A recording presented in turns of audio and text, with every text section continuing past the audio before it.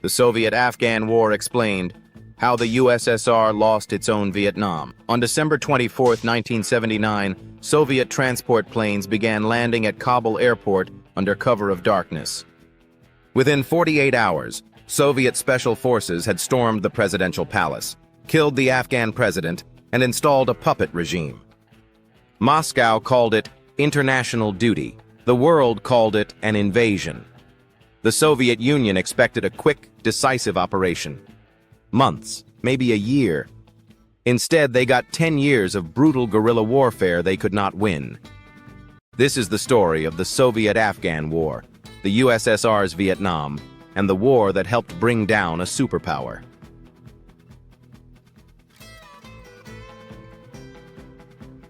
To understand why the Soviets invaded, you have to understand what Afghanistan meant to Moscow.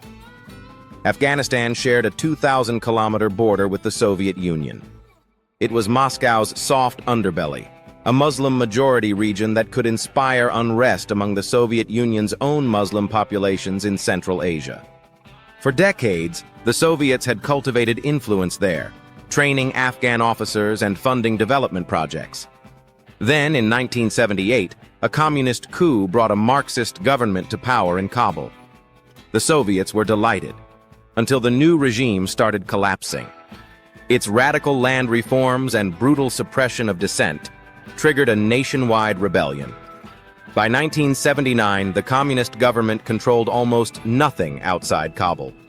Moscow faced a choice: let its client state fall or intervene directly. They chose intervention. And they chose it on Christmas Eve, when the world wasn't watching.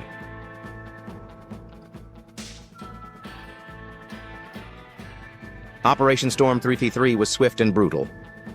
On December 27th, Soviet Special Forces, Spetsnaz, stormed the Tajbeg Palace in Kabul. They killed Hafizullah Amin, the Afghan leader Moscow had decided was unreliable, and installed Babrak Karmal as the new head of state. Within days, Soviet tanks and motorized divisions were pouring across the border. The initial invasion force numbered 80,000 troops. Soviet generals expected to secure the cities and major roads, hand the fighting to the Afghan army, and be home within a year. They had studied Vietnam.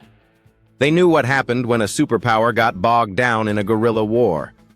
They were certain it wouldn't happen to them. They were wrong.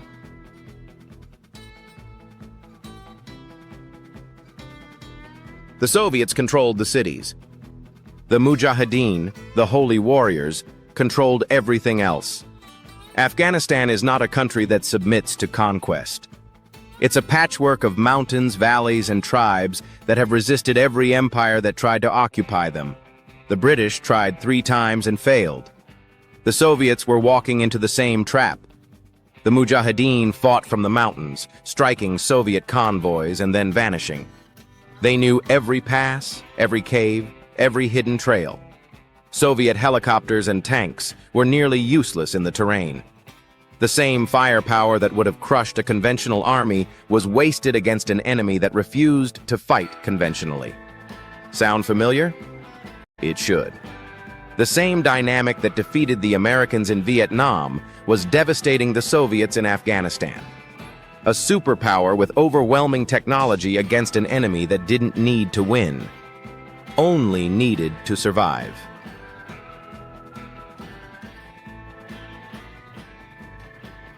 And here's where the story gets truly extraordinary.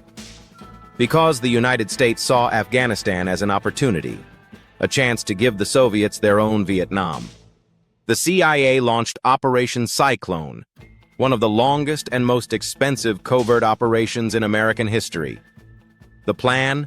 Funnel billions of dollars in weapons and training to the Mujahideen, turning Afghanistan into a bleeding wound for the Soviet military. Stinger missiles were the game changer. Shoulder-launched, heat-seeking, capable of bringing down Soviet helicopters from 3 kilometers away. Before the Stingers, Soviet air power ruled the battlefield. After the Stingers, Soviet pilots were flying into a death trap. The U.S. had learned from Vietnam, and now they were using those lessons against the Soviets. Congressman Charlie Wilson, a hard-drinking Texas Democrat, became the operation's most passionate advocate. The movie made him famous. The reality was even stranger. Wilson personally charmed Arab allies, secured funding, and pushed the program through a skeptical Congress. He was a deeply unlikely Cold War hero, but he understood something the Pentagon didn't. You don't need to win a war. You just need to make sure the other side loses.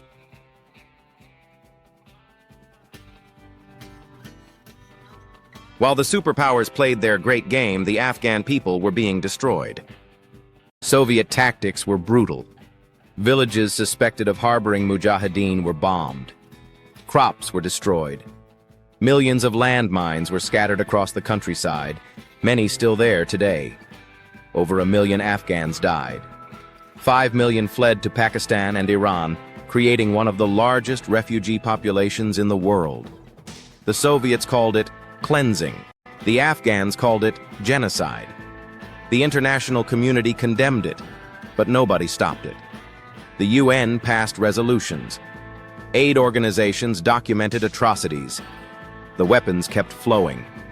This is the recurring tragedy of Afghanistan. It's never been about Afghanistan. It's always been about someone else's war. The British, the Soviets, the Americans fought on Afghan soil with Afghan lives.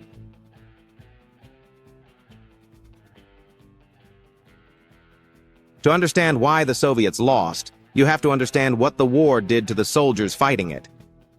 The average Soviet conscript was 19 years old.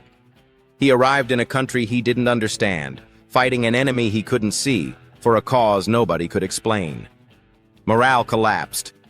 Drug use became rampant. Cheap Afghan heroin was everywhere. Desertion rates soared. Soldiers came home broken, addicted, and abandoned by a state that wanted to forget the war ever happened. They were called Afghansi, the Afghan veterans. Like the Vietnam veterans before them, they returned to a country that didn't welcome them, didn't understand them, and didn't want to hear their stories. The parallel is eerie. Everything America experienced in Vietnam, the aimless patrols, the invisible enemy, the home front that turned against the war, the Soviets lived through it too, a decade later. And just like Vietnam, the body count didn't matter. The Soviets could win every battle and still lose the war.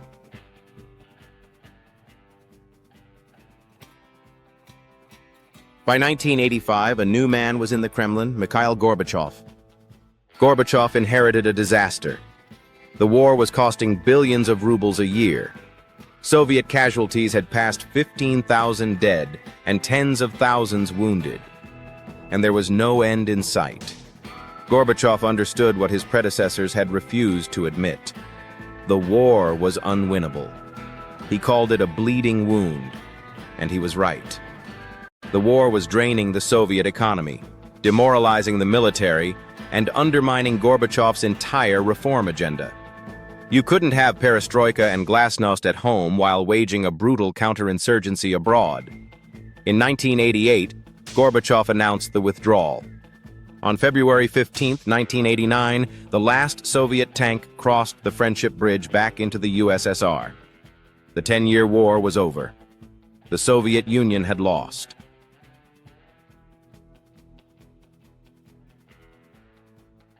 The Soviet withdrawal wasn't peace. It was the beginning of the next catastrophe. The USSR had left behind a communist government that everyone expected to collapse within months. It didn't. The Najibullah regime held on until 1992, outlasting the Soviet Union itself. But when it fell, Afghanistan descended into civil war. Warlords fighting warlords for control of the ruins the superpowers had left behind. And from that chaos, the Taliban emerged. Young men, many of them orphans of the Soviet war, raised in Pakistani madrasas, armed with weapons the CIA had funded.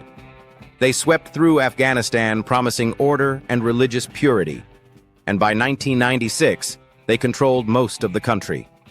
The weapons America had sent to fight the Soviets were now in the hands of America's future enemy. The cycle was complete. One proxy war had planted the seeds of the next.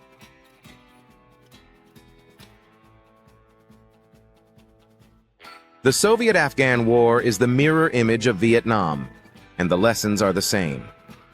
A superpower invades a country it doesn't understand, convinced its technology and firepower will guarantee victory.